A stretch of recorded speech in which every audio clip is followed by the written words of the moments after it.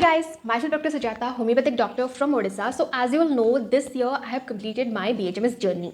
So during these years of BHMS journey, giving so many theory exams and the class assessment test and all the exams, I have learned something. Like बहुत time क्या होता है ना that हम exam में उस question का answer बिल्कुल परफेक्ट वे में लिखते हैं, परफेक्ट आंसर लिखते हैं, टू दी पॉइंट आंसर लिखते हैं, लेकिन हम जो मार्क डिजर्व करते हैं, लाइक जो मार्क हम एक्सपेक्ट करते हैं कि हमें ये मार्क मिलेगा बिकॉज हमने उस क्वेश्चन का आंसर परफेक्ट वे में दिया है, लेकिन हमें उस डिजर्विंग मार्क नहीं मिलता है, फिर वो इंप्रेशन मार्क नहीं मिलता है.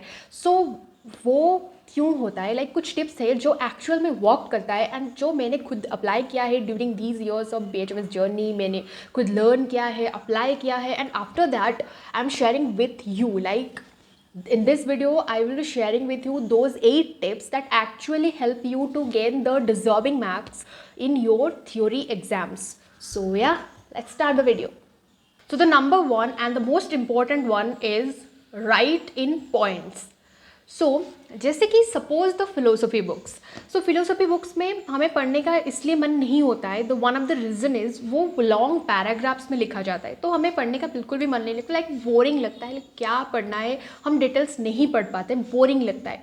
सो वैसे ही अगर हम आंसर सेट में उसी वाइज लॉन्ग पैराग्राफ वाइज, मतलब ऐसे जस्ट मतलब कोई सिस्टमेटिक वे नहीं, बस वैसे ही रैंडमली आंसर लिखेंगे, सो एग्जामिनर को कैसे मन होगा to actually read those answers. Like वो स्किप कर लेंगे, वो अच्छे से नहीं पढ़ेंगे, वो बस देख लेंगे दैट हाँ this is the question and this is the answer, बस इतना ही आंसर लिखा है, वो अपने अकॉर्डिंगली कुछ भी मार्क्स दे देंगे, लेकिन वो अच्छे से नहीं पढ़ेंगे दैट एक्चुअली आपने क्या क्या इंपॉर्टेंट वर्ड्स उसमें लिखा है या फिर क्या क्या पॉइंट्स आपने उसमें लिखा है.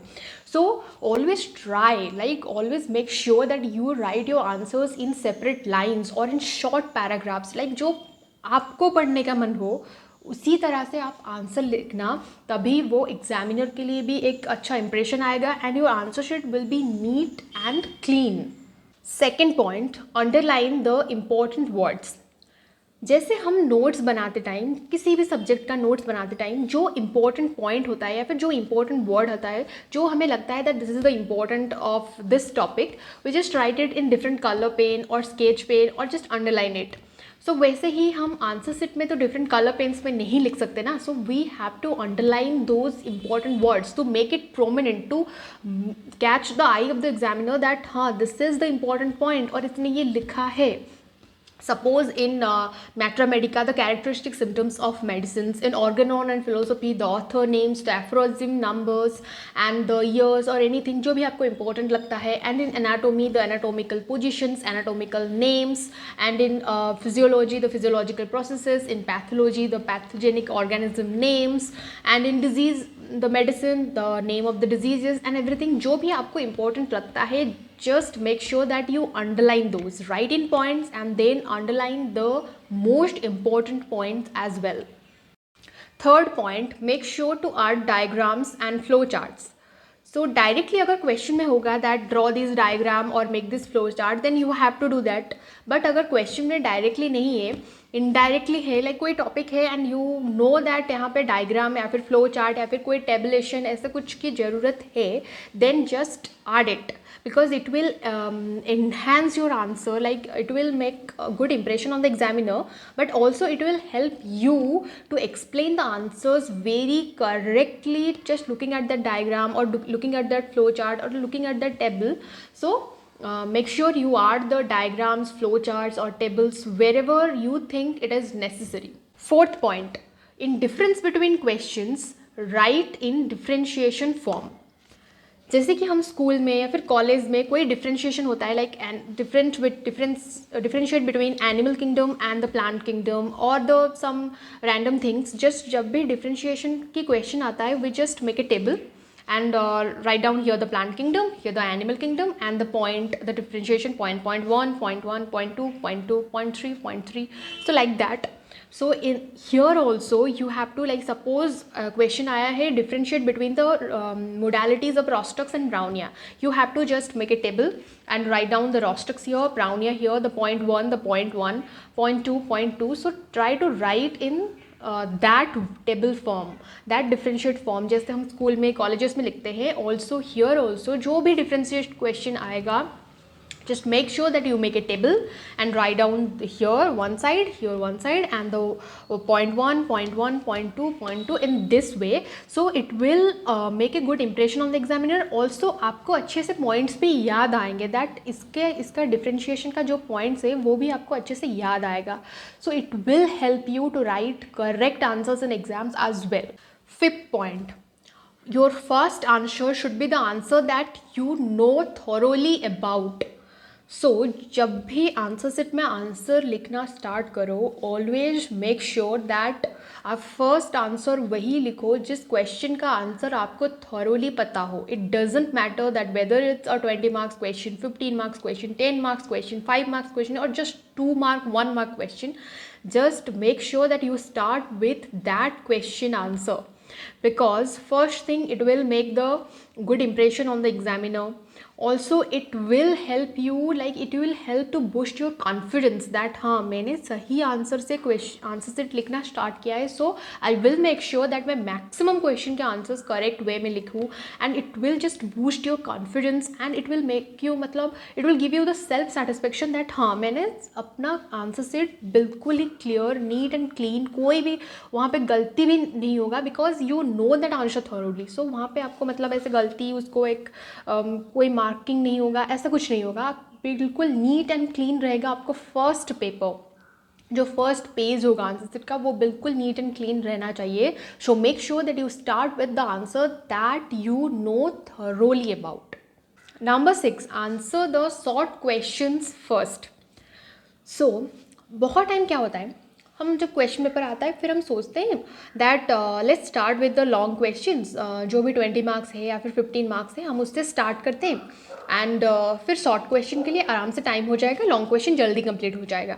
तो उस चक्कर में हम लॉन्ग क्वेश्चन को अच्छे से लिखते हैं, चाहे वो 20 मार्क्स हो 15 मार्क्स हो, उसको लिखते लिखते लाइक 1.5 और 2 आवर्स बस उसी में चला जाता है. एंड यहाँ पे लाइक 60% क्वेश्चन रह जाता है फॉर जस्ट टाइम. उसके लिए क्या रहता है, फॉर जस्ट 1 आवर. उसमें 10 मार्क्स क्वेश्चन है, डिफरेंस बिटवीन क्वेश्चन है, 5 मार्क्स क्वेश्चन है, 2 मार्क्स क्वेश्चन है, उसके लिए बहुत ही कम टाइम रह जाता है. So it's a wrong conception. So अगर आपको 20 मार्क्स का क्वेश्चन बहुत अच्छे से आता है then you should start with that.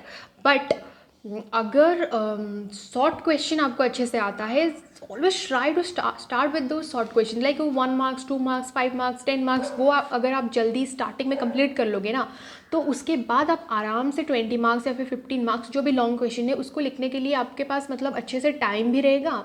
And also ये माइंड में मतलब एक टेंशन नहीं रहेगा दैट ऑल्सो वो सारे क्वेश्चंस भी अभी बाकी है, एंड जल्दबाजी नहीं होगी, टाइम मैनेज अच्छे से होगा.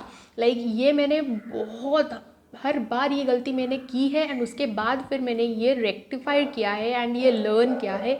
सो that always make sure that you try to start with the short answer types. अगर अच्छे से आता है ना, just write down the short answer types first and then go to the long answers, and you will see that कितने अच्छे से सारे क्वेश्चन का आंसर भी आप लिख पाओगे, एंड उसके बाद भी आपके पास टाइम रहेगा. Number 7, put a tick mark on the side of the question that you have just completed.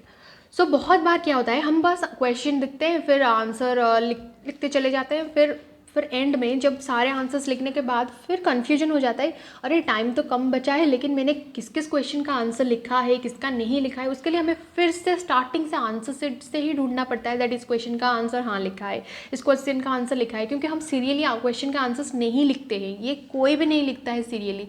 5A का आंसर फर्स्ट पेज पे होगा, 5B का आंसर 5th पेज पे होगा.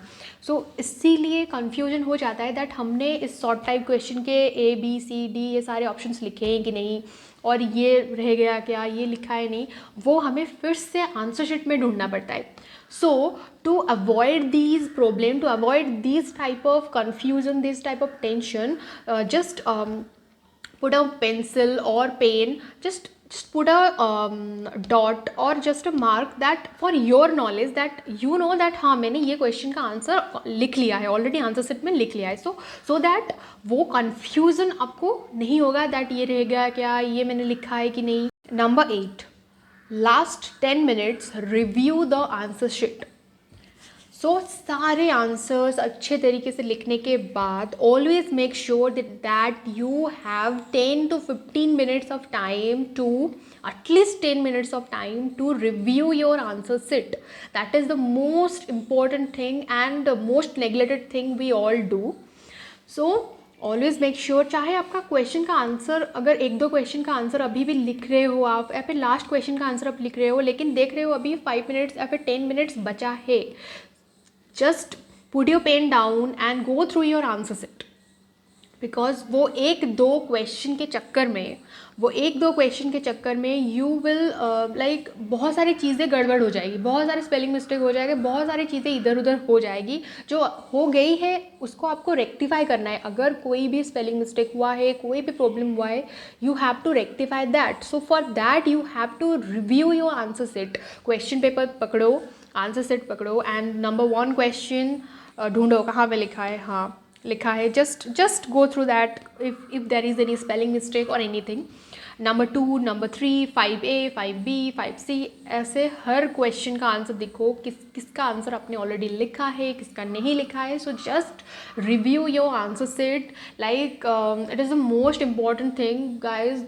Just don't neglect this thing. अगर एक दो क्वेश्चन का आंसर रह गया है रहने दो, लेकिन जस्ट रिव्यू जो आपने ऑलरेडी लिखा है उसमें कोई गलती ना हो. बिकॉज ये एक दो क्वेश्चन का मार्क तो जाएगा, उसके साथ अगर उसमें भी कोई गड़बड़ हो जाएगा ना, होगा देन ऑल्सो उसमें भी मार्क्स जाएंगे. So always make sure that you have last 10 to 15 minutes just to review your answer set. So that are the 8 things that you have to follow while writing your answers in specially theory exams to first get the self satisfaction, second to make a good impression on the examiner, and third ultimately get the mark that you actually deserves, and fourth the impression marks as well. So yeah, that's all about this video. मिलते हैं next video में. Till then, take care of yourself and your surroundings, because never forget you are going to be a doctor. Tada!